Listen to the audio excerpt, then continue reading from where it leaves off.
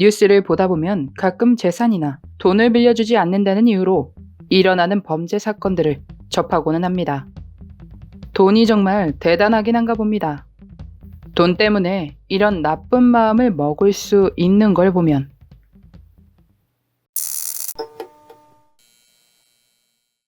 범죄 현장은 말을 한다. 단지 당신이 그들의 말을 배우기만 하면 됩니다. 범죄 전문가인 리카르도 살라다 박사가 말했습니다. 그는 2002년 10월 31일 상파울루에서 일어났던 사건을 보고 이건 단순 범죄가 아니라 가까운 사람이라고 판단했습니다. 경찰이 발견한 두 사람은 맨프레드 폰 리치 토펜과 그의 아내 마리시아 폰 리치 토펜이었습니다. 이 사건의 이름은 리치 토펜 사건으로 이름이 붙여지고 수사가 진행됐습니다. 토펜 가족은 4명으로 부부와 첫째 딸 그리고 둘째 아들로 이루어져 있었습니다. 아버지 맨프레드는 독일 엔지니어로 엄마 마리시아는 정신과 의사였고 굉장히 부유한 가정이었습니다. 수자는 독일에서 고등학교를 졸업 후에 가톨릭 대학에서 법에 대한 공부를 했고 자신을 위해 계획하고 투자하는 아이였습니다. 수자는 주짓수를 배우러 갔다가 그곳에서 다니엘이라는 남성을 만나게 됩니다. 두 사람은 서로에게 호감을 느끼고 사랑에 빠져 연인 사이로 발전했고 수잔의 부모님에게까지 소개를 하게 됐습니다. 제 생각입니다만 수잔의 부모님들이 다니엘을 보고 처음엔 그러려니 했지만 그렇다고 딱히 마음에 들어하진 않았던 것 같습니다. 그렇게 연인 사이로 시간을 보내던 중에 부모님이 휴가로 한 달간 집을 비워 다니엘이 수잔의 집으로 들어와 함께 생활을 했습니다. 그러며 여러 가지 미래를 향한 말이 오고 갔던 것 같습니다. 아빠, 나 다니엘이랑 같이 살게 아파트 하나만 사주세요. 휴가를 다녀온 부모님이 돌아오자 수자는 아버지에게 다니엘과 함께하고 싶으니 집을 구해달라 부탁했습니다. 그러나 아버지는 반대를 합니다. 네 스스로가 직접 돈을 벌어야 네가 하고 싶은 대로 할 수 있을 거야. 다니엘과 자신의 딸이 격이 다르다고 생각했고 그가 하는 것들을 탐탁치 않아 했습니다. 게다가 다니엘이 나쁜 것들을 한다는 사실을 알게 되며 두 사람이 사귀지 못하도록 반대합니다. 근데 사람이라는 게 하려고 하는 일을 반대하면 할수록 마음이 더 깊어지지 않습니까? 수자는 불안해지기 시작했습니다. 이런 식으로 자꾸만 부모님이 자신과 다니엘 사이를 반대하면 그가 떠나버릴지도 모른다는 생각이 들었기 때문입니다. 수자는 남자친구와 함께하기 위해서 다니엘과 계획을 세우기로 했습니다. 이 계획의 참여 인원은 총 3명, 수잔, 다니엘, 그리고 다니엘의 형, 크리스티안이었습니다. 다니엘은 수잔과 수잔의 남동생을 차에 태워 자신의 집으로 가 계획을 짜기 시작합니다. 2002년 10월 31일, 세 사람은 수잔의 집으로 향했습니다. 수잔은 먼저 집으로 들어가 문을 열어두고 보안 카메라를 끈 뒤 도난 경보를 해제했습니다. 그리고 부모님의 방에 들어가 그들이 자고 있는지 확인을 마쳤습니다. 숨어든 다니엘 형제는 수잔의 부모님 방으로 곧장 향했습니다. 그리고 집안에서 달러와 유로가 들은 현금 가방을 가져와 두 사람에게 건네주었고 마치 도둑이 들은 듯 현장을 꾸며냈습니다. 악독하다는 말이 절로 나옵니다. 처리를 마치고 마무리로 알리바이를 위해 수잔과 다니엘은 상파울루 남쪽의 한 모텔로 찾아갑니다. 3만 달러짜리 스위트 룸을 빌리고 그들은 영수증을 요구하는데 아마도 나중에 혹시나 있을 경찰의 의심을 피하기 위함이었을 것입니다. 그런데 가리기 급급한 마음에 그들이 알지 못한 사실이 있었습니다. 이렇게 모텔에서 영수증 처리하는 게 굉장히 드물다는 사실을요. 3시가 됐을 때 그들은 수잔의 동생을 맡겨두었던 곳에서 그를 데리고 나와 부모님이 계시는 집으로 차를 몰았습니다. 당연한 이야기지만 수자는 지금 이 상황을 모르는 척해야 하지 않겠습니까? 그녀가 현관문을 열려고 하는데 문이 잠겨있지 않은 것에 의아한 척을 하며 집 안으로 들어섰습니다. 엄마! 아빠! 그리고 큰 소리로 부모님을 부르기 시작합니다. 이상한 낌새에 주방에서 사용하는 도구를 하나 챙겨들고 동생에게 집 밖에 나가 있으라고 말했습니다. 이 부분에 대해 제 생각은 동생을 알리바이용으로 사용하려 한 것 같습니다.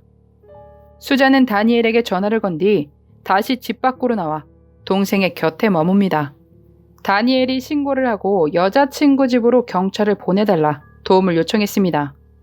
출동한 경찰은 자초지종을 수잔으로부터 전해 들은 뒤 집을 조사하기 시작하는데 뭔가 이상한 느낌을 받습니다. 첫 번째, 도둑이 들었다고 하는데 부부 침실만 빼고 나머지는 깨끗했다는 점. 두 번째, 일부 보석들이 현장에 그대로 남아 있었다는 점. 세 번째, 사용된 도구들이 그대로 남아 있었다는 점 등을 의심했습니다. 그렇게 경찰들이 수사를 진행하고 있을 때 부모님의 장례식이 치루어졌고 수자는 울면서 그 자리에 참석합니다. 그리고 몇 시간 뒤에 자신의 19번째 생일을 친구들과 축하했습니다. 경찰들은 주변 지인들을 상대로 인터뷰를 진행하다 부모님이 수잔과 다니엘의 만남을 반대했었다는 이야기를 전해 들었습니다. 그렇게 그들은 슬픔에 잠긴 가족에서 용의자로 바뀌게 됩니다. 조사를 이어가던 중에 생각지도 못한 정보를 알게 되는데 다니엘의 형 크리스티안이 $100짜리 지폐로 오토바이를 구매했다는 사실을 전달받았습니다. 11월 9일 경찰은 그를 체포해 이 돈이 어디서 났는지 신문을 시작했고 겁을 먹은 크리스티안이 모든 것을 자백하고 맙니다. 그렇게 재판이 열렸습니다. 헤어지기 싫어하던 커플 역시 이런 류의 사건들의 커플들과 마찬가지였습니다. 수자는 다니엘 형제 탓을 하며 자신은 이 사건과 아무런 관련이 없다고 주장했고 다니엘 형제들은 배우가 수잔이라며 서로를 탓했습니다. 수잔의 변호사는 수잔은 동기가 전혀 없으며 그녀가 다니엘을 너무 사랑해서 그를 거의 받들어 모시듯 했고 이 모든 일은 다니엘이 강제적으로 벌인 일이라고 주장했었습니다. 여러분이 보시기에도 수잔이 동기가 없어 보이나요? 수잔이 어떻게 동기가 없을 수가 있을까요? 검사 측도 이 부분을 짚었습니다. 다니엘 형제는 수잔이 아버지로부터 괴롭힘을 당했다고 주장했으나 수잔과 그녀의 동생은 이 주장에 대해 전혀 아니라고 부인했습니다. 부부가 술에 찌들어 살았다고 또 다른 주장이 나왔으나 검사 결과 알코올 성분은 전혀 검출되지 않았습니다.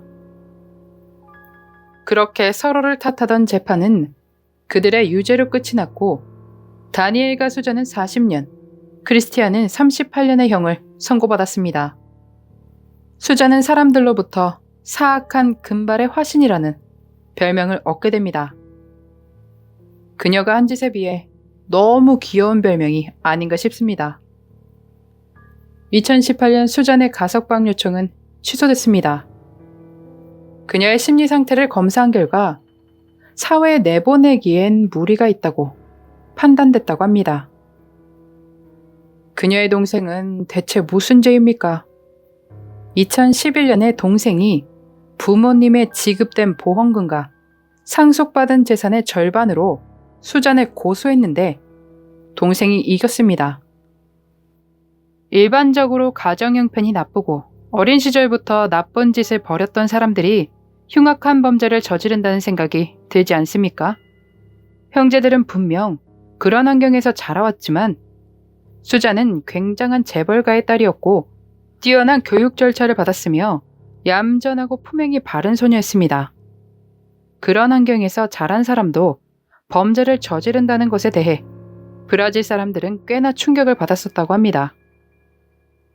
이 가족의 순재산이 550만 달러라고 합니다.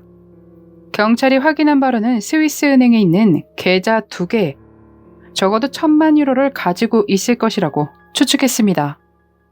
이 2개의 계좌는 그녀의 아버지가 수잔이 18세가 되던 날 개설했고, 이 돈은 횡령으로 만들어낸 돈으로 의심됩니다. 계좌가 수잔의 이름으로 되어 있기에 그녀가 모든 형량을 다 끝마치고 나오면 원하는 대로 쓸 수 있습니다. 이 사건을 끝까지 조사하고 나서드는 제 생각으로는 수잔이 과연 사랑 때문에 그런 일을 벌였을까 싶습니다. 겸사겸사였던 거죠. 범행은 어설펐으나 똑똑한 여성이었고 자신 앞으로 돌아올 재산도 상당했었습니다. 그런 그녀가 사랑을 위해서 감정적으로 이런 행동을 벌였을 것이라는 생각은 들지 않습니다. 여러분은 어떻게 생각하시나요? 사람이 가장 나쁘다는 생각을 다시 한번 들게 한 제 추측으로는 재산을 노렸던 것 같은 수잔 본 리치토펜의 그날의 미스터리였습니다.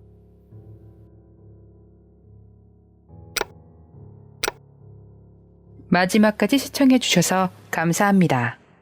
좋아요와 구독은 저에게 큰 힘을 줍니다. 오늘 하루도 수고하셨습니다. 좋은 밤 보내세요.